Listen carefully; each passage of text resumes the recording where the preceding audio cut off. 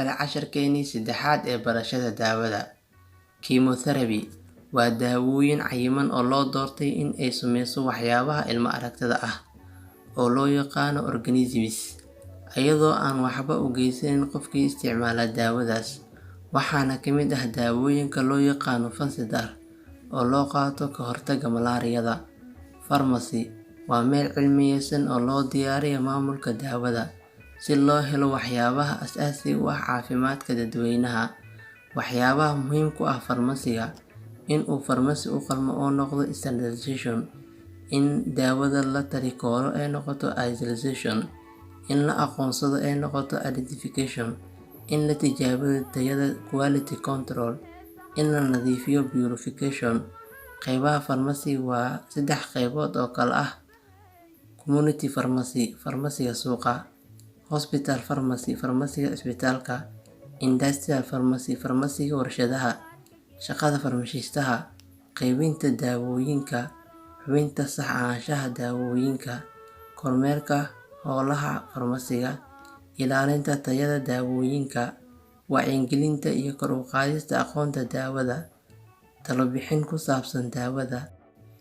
Drug of source meelaha daawada laga soo saaro, plant source daawada geedaha laga soo saaro, animal source daawada xoolaha laga soo saaro, mineral source daawada macdanta laga soo saaro, microbiological source daawada bakteeriyada laga soo saaro, synthetic source daawada sanaaciga ah, recombinant DNA technology daawada habka tiknoolajiyada loo soo saaro.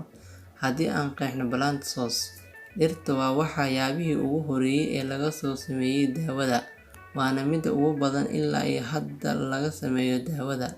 Daawada waxaa laga sameeyaa qaybaha kala duwan ee geedka sida leaves caleemaha, flowers ubaxyada, fruits miraha, seeds iniinta, roots xididada, bark oo jilifta, stem oo jiridka ah. Leaves caleenta inta badan waxaa laga soo saaraa daawooyinka loo isticmaalo qufaca iyo xabka feeraha, component of cough syrup iyo daawooyin kale oo badan. Flowers ubaxa inta badan waxaa laga sameeyaa daawooyinka inta badan looga hortago xanuunada sida daawada morphine iyo daawooyin kale oo xanuun baabi'iyaal ah. Fruits miraha waxaa inta badan laga helaa daawooyinka loo isticmaalo caloosha iyo fungi-ga. Seed iniinta waxaa laga soo saaraa daawooyinka loo isticmaalo neerfayaasha. Roots xididka waxaa inta badan laga sameeyaa daawooyinka matag joojinta.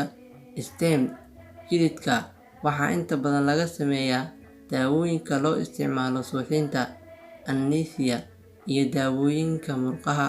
La soco qaybta 4aad ee barashada daawada. Waa walaalkiina Cabdisalaam Nuur Axmed Tiktorasna oo idin leh ka faa'iideysi wacan. Kula dambe oo xiiso leh.